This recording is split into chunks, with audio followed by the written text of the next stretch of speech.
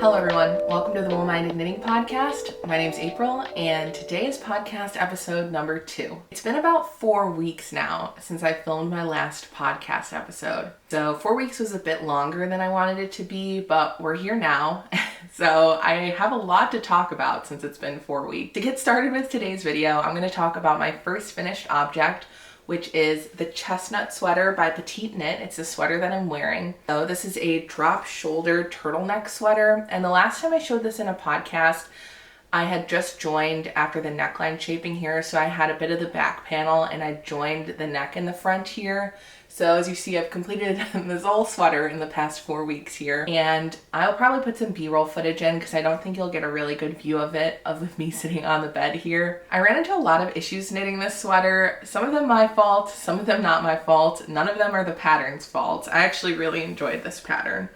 So I'm sure even looking in the camera, you can kind of see as like the first apparent issue that I have. There is, you can see where the color changes right here. So the yarn I used for this is Olan Mira in the color Mist, which is a discontinued yarn, and then Knitting for Olive Soft Silk Mohair in the color Soft Blue. And the Olan yarn is actually like the fiber is dyed and then it is milled into a yarn. So the yarn itself isn't hand dyed, like the fiber's dyed and then it's spun into yarn. And where you see the dye lot difference here, this actually isn't a dye lot difference. This happens in the same skein of yarn. At first I was kind of irritated with myself because I was like, maybe I should have, alternated skeins, even though it's not a hand-dyed yarn, so you wouldn't like automatically think to do that. But this is actually in the same skein. So I have a feeling, which I can tell because of where my ends are, and I know that this is the same, like this front portion and this where the color changes are the same skein of yarn. So yeah, the color change that I'm seeing here actually happens in one skein of yarn. So I have a feeling there was a bit of fiber that it was being spun from that was maybe a bit lighter or wasn't well blended with the other fiber that was being spun. And there just happened to be a light portion in the skein. Luckily, it doesn't actually really bother me because I don't know if you can tell. Like it looks like a stripe, so it almost looks intentional.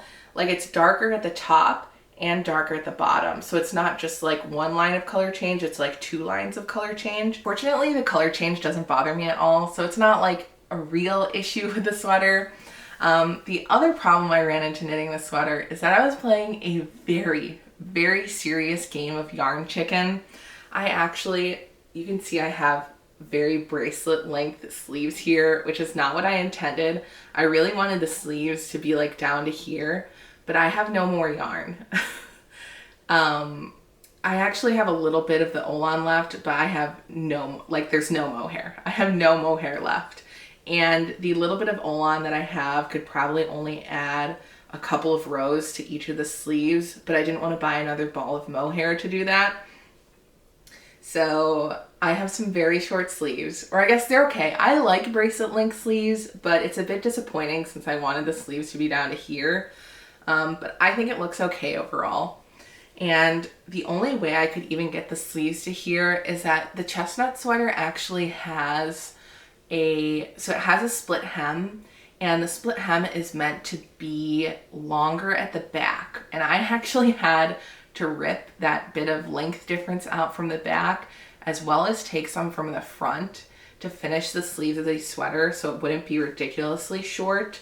So if I hadn't have done that, the sleeves on both of them probably would have ended here. So I got, I would say, well over an inch from doing that. So like I was saying, there was some serious yarn chicken that happened to the sweater, but I'm still really happy with how it turned out. So I didn't swatch for the sweater, but as I was knitting the back panel, because you start off with the back panel, I was checking my gauge, and now that I've finished the sweater, I actually see from the back panel to basically everywhere else, my gauge is slightly smaller than it should have been. So I'm about half an inch off gauge for this sweater, which did affect the fit a little bit, but I do wish I would have knit the larger size. Obviously, I don't have enough yarn to knit the larger size, but in a perfect world, so this is a size large, and I wish I would have knit the size XL. Even if I was perfectly on gauge, I just think an XL would have been more what I wanted, but I would have needed probably at least one more 100 gram skein of yarn, like 400 yards plus of fingering weight yarn. And so why I think I would have liked the bigger size is because I think the ease in the body is okay. I would have liked a little bit more ease, but especially on the sleeves. Like, I would say the ease that I have on the sleeves is probably about an inch, which is not very much. Aside from having to take yarn from the front and back hems of this, the only modification that I made, which I've noticed now from doing quite a few mock neck sweaters, is that I think I have a shorter neck than a lot of people. Because as I've knit mock necks, I've been thinking, like, every time I've knit one, I keep thinking, I wish the collar was just ever so slightly shorter.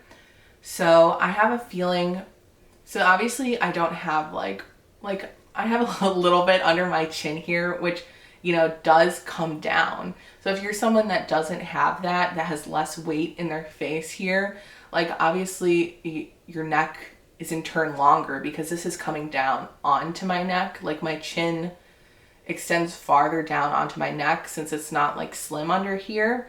So that takes up space. And I do think that, like I said, I just think my neck is a little bit shorter. So I took that into account this time when I was knitting this turtleneck, and I actually took a little bit over ½ an inch off of the turtleneck. And I'm really glad I did that because I think if this was any longer, I wouldn't have liked where this sits on me. So I'm really glad that I did that. And I think that's something that I'm going to consider if I knit more turtlenecks or if I knit more mock necks, that I need to take some length off of the neck. I do think the neck will stretch out a little bit over time, which I would prefer if it does. If not, I may block this out again and then just pin the neck out more because I wanted it to fit a bit further away from my neck, but I do like how it is. Another thing I changed in regard to the collar is, so this actually calls for, all the bind offs on this sweater call for a tubular bind off, which is like an Italian bind off, but with the slipped setup rows. What I didn't like about that is that I feel like the setup rows and a tubular bind off add more stability, which is nice in certain places. But on the neck, you can see in PetiteKnit sweater that because I think the tubular bind off that she calls for makes it a bit more cinched as the bind off here. So when it's folded over, it was kind of like pulling in is what it looked like on the photo. And I didn't really like that. So I just switched this to an Italian bind off and I didn't do the setup rows. And I really like that I don't feel like it pulls in at the collar at all. It just kind of sits over when it's folded over. So I'm glad I made that change. And the only place that I kept the tubular bind off is, I don't know if you'll be able to see, but I kept the tubular bind off on the ends of the sleeves because I like when the ends of the sleeves don't flare. So sometimes I feel like if you, with other bind offs or without the setup rows, you get quite a bit of flare that happens from the stretching here. And you see I have like a tiny bit of it. But I just feel like the tubular bind offs keeps this line a lot more straight and tidy. So I did keep the tubular bind off here. And then at the bottom hem, I removed the tubular bind off as well because I didn't want, since it has a split hem, I didn't want the ribbing to look like it pulled in and made sort of more of a trapezoid shape. So I just didn't do the tubular bind off in hoping that it would help it sit a bit more parallel at the edges. Overall, I am happy with this sweater, even though it was kind of stressful to knit. And at first when I noticed the color change here, I obviously was a little bit disappointed, but I'm still happy with how this sweater turned out. So my next finished object unfortunately had some issues as well. So my next finished object is this very cute pair of vanilla socks. Pull out the other pair. So here are my 2 vanilla socks that I finished, and I am really happy with these. These are so cute. So this is knit in Nomadic Yarns Confetti colorway in the tweed base. I don't know if it's immediately apparent what the issue is as I hold up the skeins here. Maybe you can see that I ended up playing yarn chicken on socks, which I didn't think there would be a day that I play yarn chicken on socks, but I did. So I only had a 50 gram skein of the self-striping yarn, And I normally when I knit self-striping socks, like I don't really care that the stripes match. So I don't know why I decided for this pair that I wanted to see if I could get the stripes to match up. So you can see that the stripes match up in the leg here, but then I didn't end up leaving myself enough for the foot. So you can see that there is 2 different colors here and then 1 different color here.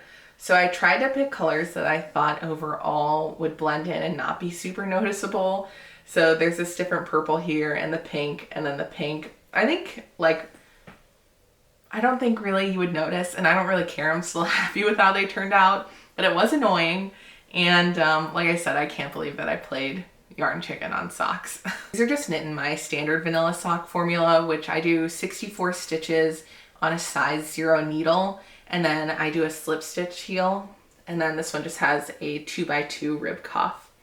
But I'm super happy with these. They're very cute. I wish I didn't play yarn chicken on them, but I think it's fine.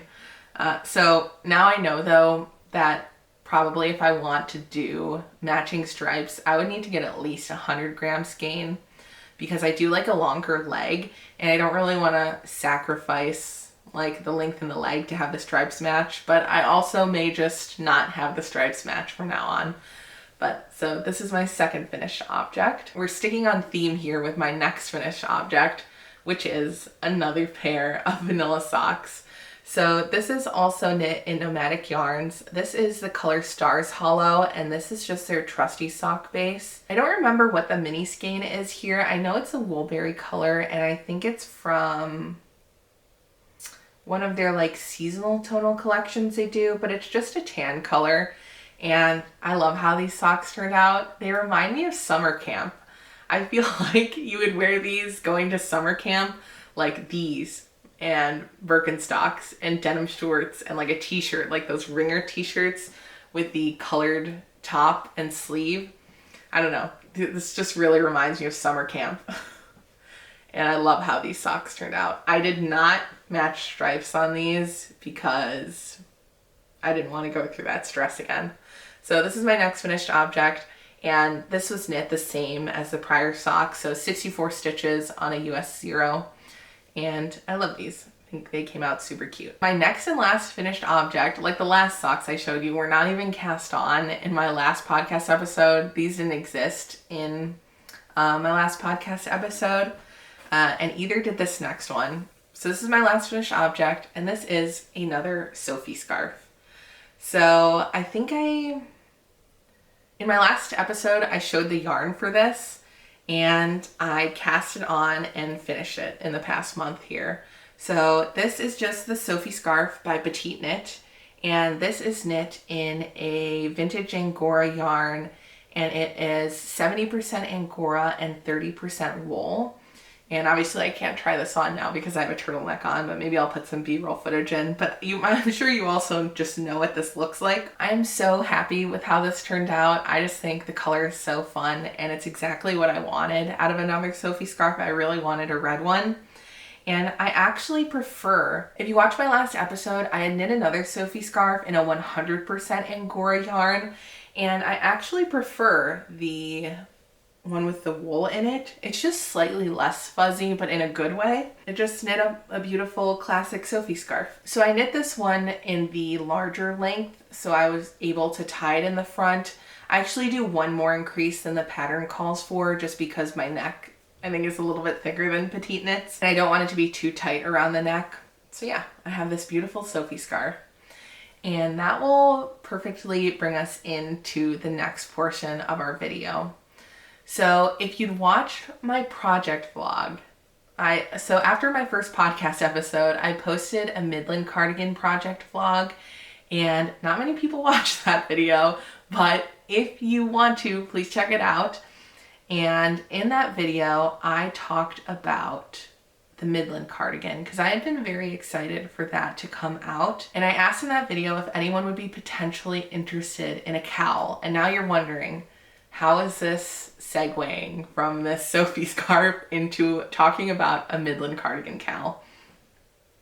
So in that video, I had gone over the yarn colors that I thought I wanted to be in my Midland cardigan. And I have since entirely changed my mind because I decided, since Rebecca Clow came out with her Kintra sweater, which is her like DK or fingering weight sweater with a 1x1 color work in the yoke, that I wanted to use the yarn from a Midland that I picked out in the Kintra, but I still want to knit the Midland because I was very excited about that pattern and I've waited for it for a long time. So how this ties into this is that I have an entire extra skein and a bit of this. I actually have a little bit more than that, but I'm gonna keep the scrap. So I have a skein and a bit of this, which is enough to knit the smaller size of the Sophie Scarf, which I know because when I got halfway through the skein, I checked to see how many increases I have. So I know the smaller side of the Sophie Scarf can be knit in one skein of this. And I have that here. So this is the leftover skein and a bit, a little insurance ball that I have of this Angora that I knit the Sophie Scarf in. And I want this to be one of the prizes in the KAL that I want to do. So that is how this links in from the Sophie Scarf. So I want this to be one of the prizes for a KAL that I want to do. I don't know what other prizes I want to do yet. I do know I want it to be more than just this. I think I want to do at least 2 prize bundles, and I really want them to both include either 1 or 2 skeins of yarn that I personally really love to use that I would love others to try. And I'm thinking the main prize will probably come with either like some sort of notion pouch or a project bag and some of my favorite notions that I like to use. Like, I don't know if I want to do stitch markers or maybe like the needle organization that I like to use, but I want it to be something like the yarn, a bag, and some notions that I love. And I think for the second prize, I'm also going to do yarn and some notions. I do know this is going to be in one of the prize bundles. So if this is something that interests you, then you should really join the KAL. So the KAL that I want to host is for the Midland cardigan and the Kintra sweater. The KAL is going to be for either the Midland cardigan or the Kintra sweater. So you can choose either of those to be entered into the KAL, but it does have to be finished objects. And the hashtag I'm going to use is going to be hashtag Kintra versus VS Midland KAL. And I'm going to put it on the screen here. And I think I'm going to run the KAL until May 31st. You'll have quite a bit of time to knit one of those. And then I'm hoping by my next podcast episode that I will have the prizes completely fleshed out so you can see what the prizes are going to be. Because obviously the prize is not the most important part of the KAL, but I do think prizes make it a bit fun. So like I said, it's going to be hashtag Kintra versus Midland KAL. And I'm hoping people will join first of all, and I can have an Instagram chat set up for this. I'm going to try to set up an Instagram group chat for this. So if you could follow me on Instagram and then message me, and then I can get a group chat going for this. So my Instagram is @woolminded, and I'm going to put it on the screen and I'll put it in the description down below. So like I said, you can either knit the Midland cardigan or the Kintra sweater. The deadline for it is going to be May 31st, and you have to have a finished sweater. So I'm going to be hosting this on Instagram. So if you could please tag me in the post, because I believe otherwise I can't see everything because of how Instagram has changed the organization of the post. So if you could tag my Instagram account and then do hashtag Kintra versus Midland KAL, and then you'll be entered to win the prize that I plan to be announcing in my next podcast episode, including this beautiful Angora yarn, so you can knit yourself a Sophie scarf. I also think I'm going to put a post up on my Instagram that has some more information on it if I was a bit haphazard here, so you're able to see everything and all the details.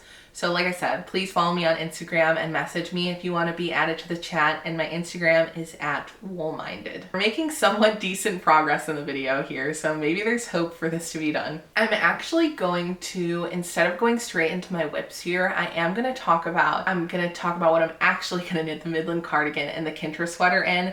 So I intend to knit both for the KAL. Obviously you don't have to knit both, you can just knit one. If you do knit both, I will count it as a double entry. So if you're interested in doing that, you can do that as well. But I want to share the yarn that I'm definitely going to use, not like in my project vlog, which now I've changed my mind. So these are definitely the yarns that I'm going to use to knit these. What I've chosen for my Midland cardigan is actually yarn that I forgot that I had, which is why I didn't initially think of it for the Midland cardigan. But I've recently been reorganizing my yarn stash, and then I saw the bag of this, and I have more than enough yarn to knit the Midland cardigan out of this. So this is La Bien-Aimée Corey worsted in the color Yellow Brick Road.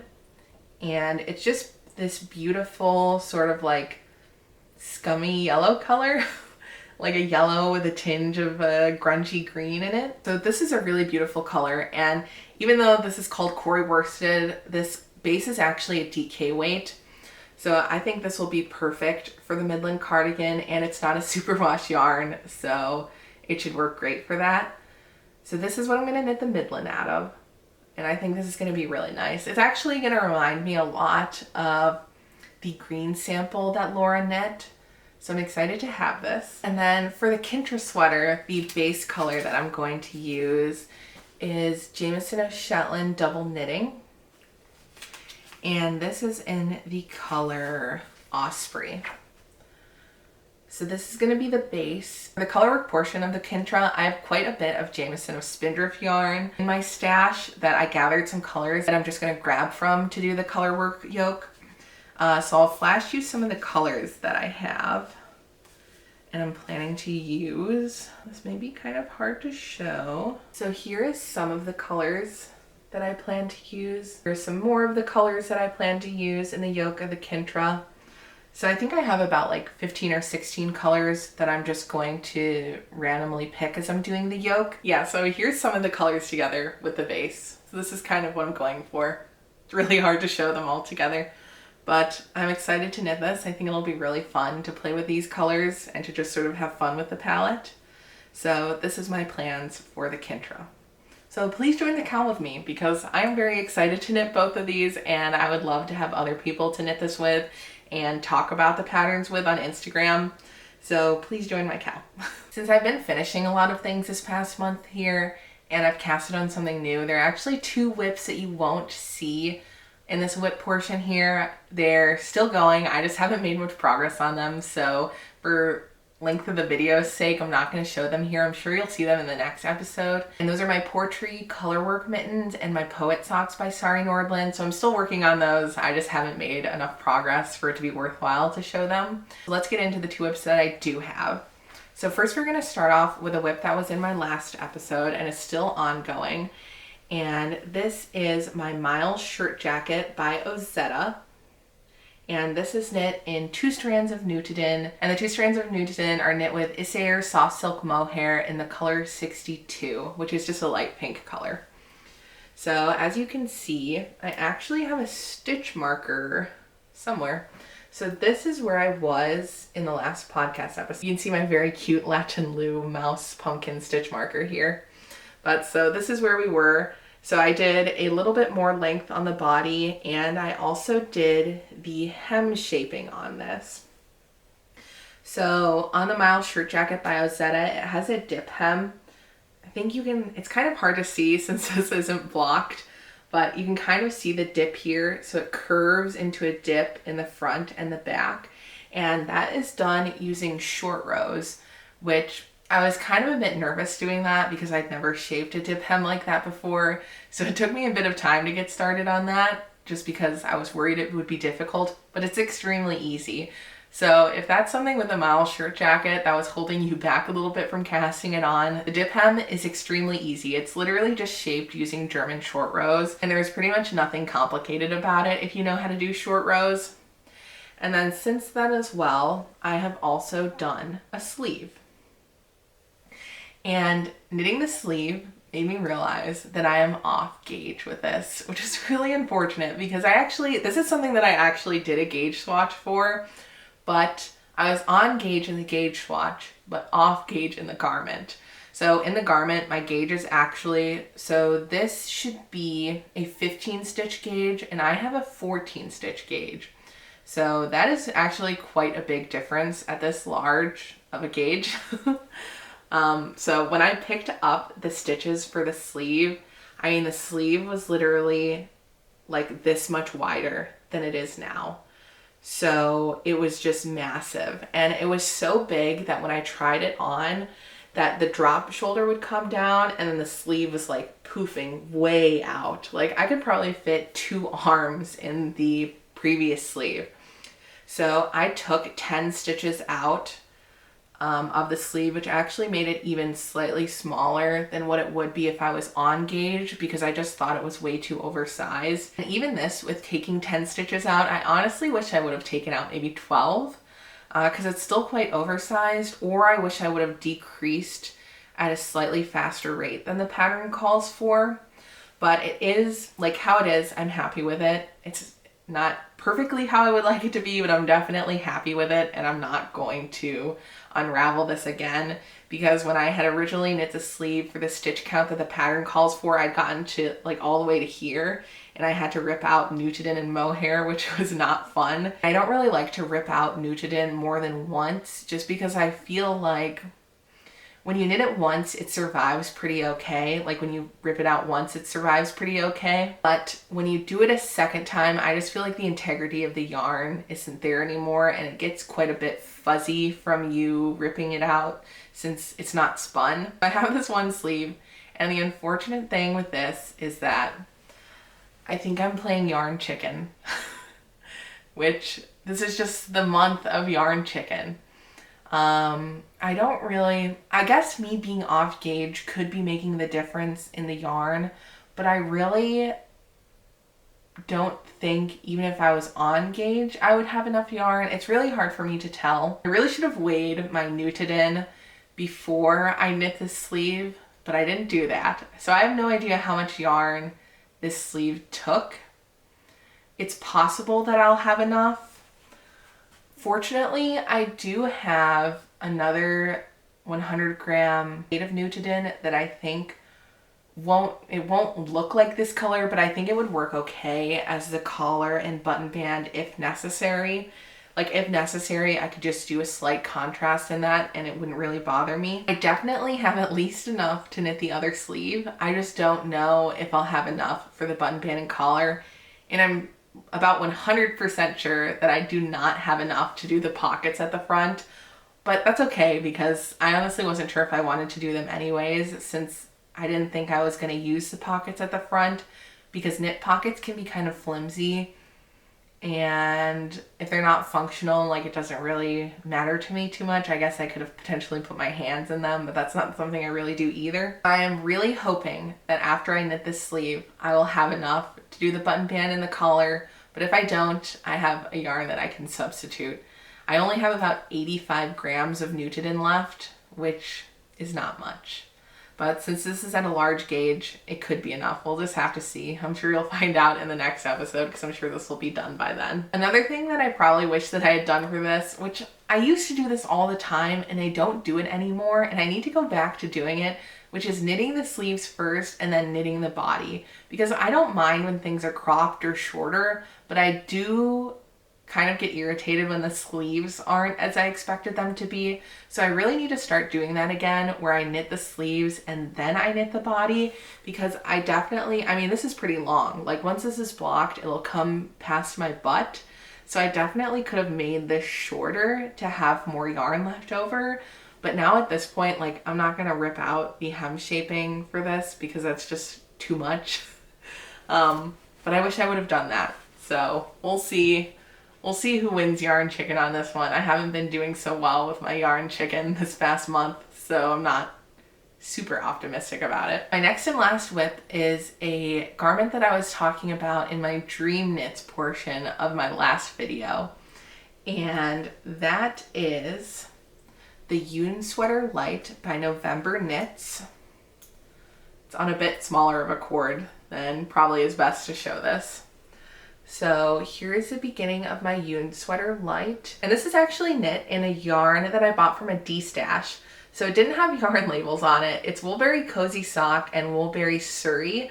And someone in the comment section in my previous video had said that they believe this is the color Sugar Cookies, which this color does not remind me of sugar cookies because the base of it's kind of pink, but we're gonna go with that. So we're gonna say this is Woolberry Sugar Cookies colorway. I have quite a few opinions about this pattern. I like how it's working up so far, and I really like the raglan stitch detail. I just think how she does this here looks really nice. My opinions about this pattern are, although I like it and I think it's easy to read, I don't really think this is beginner friendly, which surprises me. So why I think that is when you're doing the short rows in here for the raglan stitches, she doesn't specify when you're doing make one right purls and make one left purls, which I think for a beginner is mildly confusing. And I do like when patterns are more beginner friendly that they specify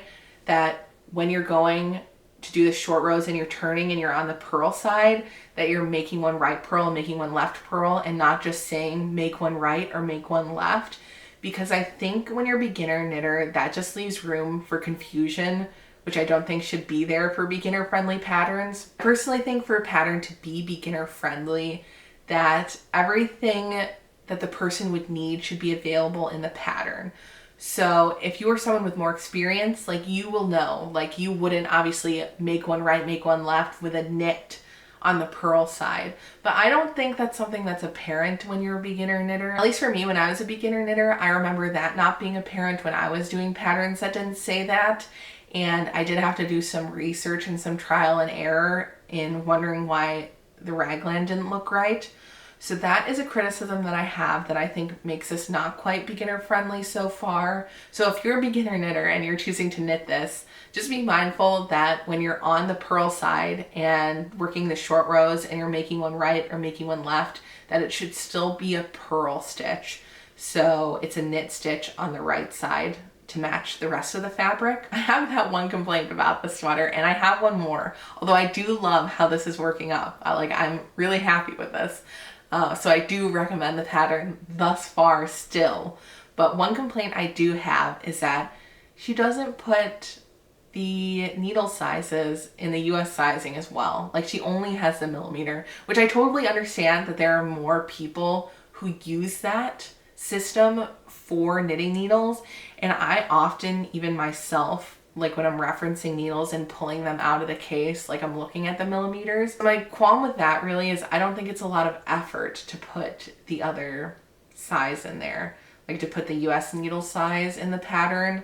I just think it would be a nice thing to do just so it's easier for more people. And since it's such a small detail, I just don't think it would be a great effort to do that. So those are the two criticisms that I have of this pattern thus far. But otherwise, I love how this is knitting up, and I love this yarn combo. I love superwash fingering weight yarn with this Surrey. I just think it creates such a soft and cozy fabric, and I love how this yarn is knitting up the colorway. They're the same. This is the same colorway on different bases from Woolberry. And you can see here that the fingering yarn versus a Surrey yarn are quite different colors. So, which often happens with Surrey. It's just something that happens with the base. I just feel like color doesn't take as well on Surrey. So you can see that this is quite pinky while this is quite peachy. But knit together, I think the fabric on this just turns out so nice. It's like a dreamy peachy pink color, and I love it. It actually kind of reminds me of yogurt, but I love how these two are knitting together. And like I said, they're super soft, and I'm really happy with the yarn combo, and it's turning out exactly as I thought it would be when I was talking about it in my dream knitting. So I'm excited to see this knit up, and I was just gonna say that I'm hoping this will be done by the next podcast episode, but that's probably not gonna happen because I only have the very beginning of it, and I want to finish my Miles shirt jacket. I want to cast on the Kintra and the Midland. So this probably won't be done by the next podcast episode, but I'm still very excited for it. To round out this video, we are going to try to quickly go through the acquisitions that I have. I have quite a few acquisitions, and I'm really hoping, so I already know the next video I have that I have acquisitions waiting that are coming, but I am tentatively thinking that I need to do a yarn ban, a light yarn ban, because I have quite a bit of yarn and I don't want to keep consuming yarn at the rate that I'm consuming it. So I think I'm going to ponder doing a yarn ban, and probably what I'm going to do is I'll allow myself to buy yarn if it's yarn that will go with the yarn that I have to knit something, or if it's knitted in, because knitted in colors only come out once, and I just don't think telling myself that I can't buy that is going to work out well for me.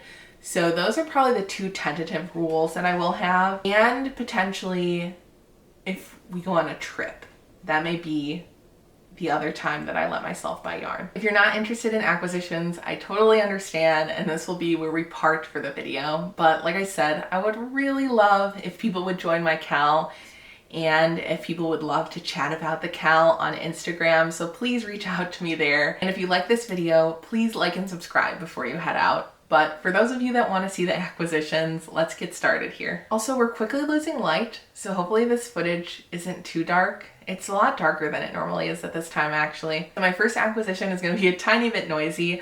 I have some stitch markers that I got from an Etsy seller called Soft Spoken. She also has a great Instagram account, so if you want to check out her stuff, follow her there. And I have these very beautiful little bow stitch markers from her that I bought.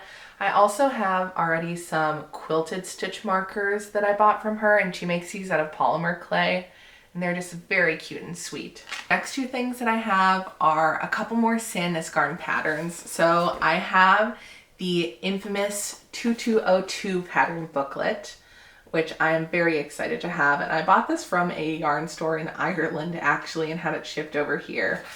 There are quite a few patterns in here that I actually have yarn for even before I've owned this. One of the things I really want to knit from here is the Guernsey Genzer. And the other sweater that I want to knit from here is this sweater. I think this is the Frankie sweater, the one on the cover here. Also, I'm so sorry if you can hear my cat playing. He's playing with like a little plastic spring toy, and it's pretty loud. I'm hoping most of his playing noises I can cut out from taking breaks here. And then the other pattern that I picked up from Sandnes Garn is one of their individual booklets. So this is for the Cornelia cardigan, which is just a very beautiful red lace cardigan pattern, and this will be the first individual pattern that I have from them. So I'll be interested to work from this as well. The next bit of acquisition that I am very excited that I was able to find, and I actually bought this off eBay, and they ended up being about $10 a skein. And I'd never tried this yarn before, so I was really excited to find this listing. And this is Sonder Yarn Sunday Morning 4-ply. And I actually have 8 beautiful skeins of this. And this is a fingering weight BFL Masham. It's 75% BFL, 25% Masham. And I have these 8 beautiful colors that I'm very excited to try. I don't have plans for the Sonder yarn yet, but I'm sure I'll think of something. I think I'm actually going to make them into various accessories or maybe some color work and something, but I'm just excited to have this. This yarn is also very soft. That was something that was stopping me from buying this on my own from the Sonder Yarn website, is I wasn't really sure how soft this would be, but this base, if you were curious, is very soft. I would say that you would have to have pretty sensitive skin to not be able to wear this next to skin. It's definitely not superwash, but I would definitely by no means call this rustic. Since we are rapidly losing light here, I'm just gonna quickly show my last acquisition that I have. And I think the other things that I have, I'm just going to save to show in my next video because it's getting real dark. So this is the last thing that I have to show. And this is from the latest Knitted In collection. And I have various quantities of these colors, but these are the colors that I picked up from the collection. And some of these are still available if you want to check them out on their website. And yeah, they're just very beautiful. I always love getting new Knitted In. The only one of these colors that I have distinctive plans for is the green here, and I want to knit a vest from Rosa Pomar. I can't remember what the name is, but I'll put it up on the screen along with a picture of it. It's just a cropped vest with a very deep V front that I think would be really nice for layering.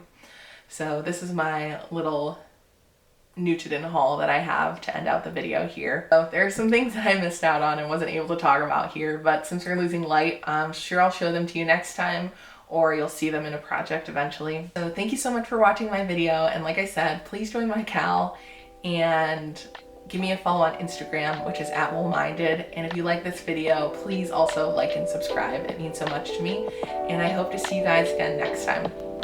Bye.